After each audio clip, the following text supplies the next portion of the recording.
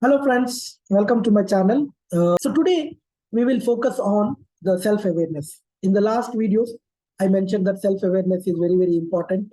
As a manager, you should know, what is your strength and what is your opportunity. Similarly, as a manager, you also should know what is your team strength and what is the opportunities, so that you can focus on self-development as well as team development. So today we will look at the tool for self-awareness. This is Johari's window. And so we will, talk about what is this Johari's window. And in 1955, Joseph Luft and Harry Ingham, they have developed a model called Johari Window. And in this model, sometimes what happens is individually, for example, if you take me, I may know some of my strengths and I may know some of my areas of improvements required. But sometimes I may not know what is my strength and what is my improvement area, and maybe some other people may know because they're observing me. So based on that concept, they have come up with this 4 quadrant Johari window. In this, what we will do is we will discuss about each quadrant. So if you look at on the top left quadrant, basically your own strengths and opportunities, and even other people also know what is your strengths and your opportunities. So that is called open area. So that means whatever is your strength and opportunity, as well as your team members and your managers, everybody know. So the bigger the open area, the better for you, because most of the times everybody knows what are your strengths, what are your opportunities, and they know what to expect from you. So this way there will not be any chance for misunderstandings. So it is good for you as well as good for maintaining the relationships, building the relationships.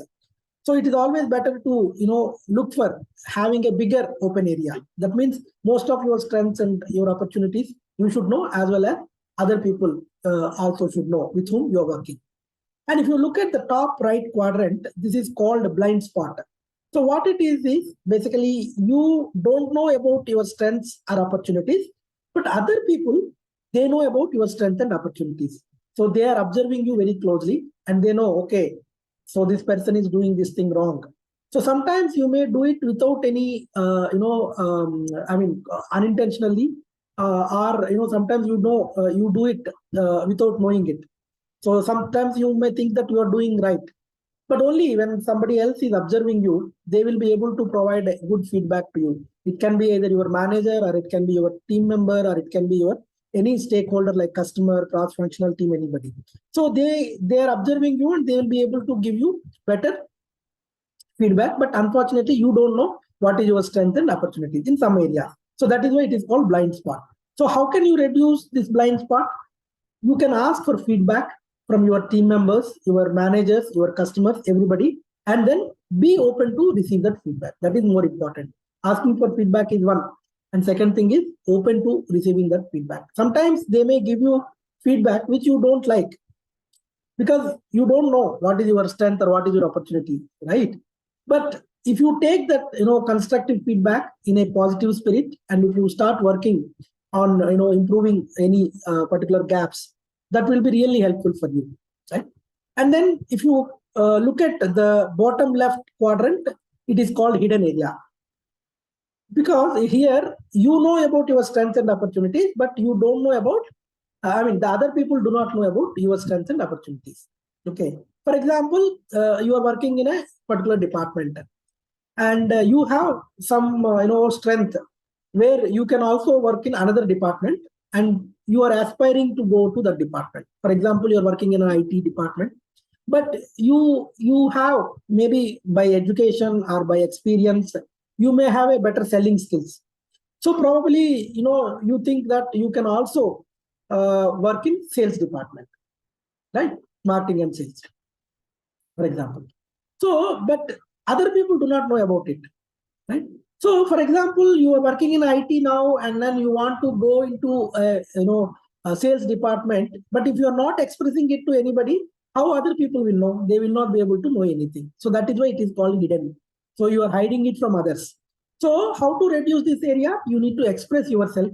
you need to express your interest, you need to express your values, right? So only when you say that, okay, I am also good at sales, and can you please give me an opportunity in sales department, then probably your management or your leadership team knows about it and they may give you opportunity. But if you don't tell that, they think that you are an IT guy and you are working in IT and that's it, right? They will never think about giving you an opportunity in sales department because they don't even know what is your strength. So you should always express yourself, your interests and your values so that the hidden area can be reduced. Now the fourth quadrant, the last quadrant in the bottom right, right, that is called unknown. This is unknown because it is, you also don't know about your strengths and opportunities. Even other people also do not know about your strengths and opportunities. So how can you reduce this area? Basically, you can do a self-reflection and find out your hidden potential, find out what is your hidden strength and what is your hidden opportunities, and then work towards it.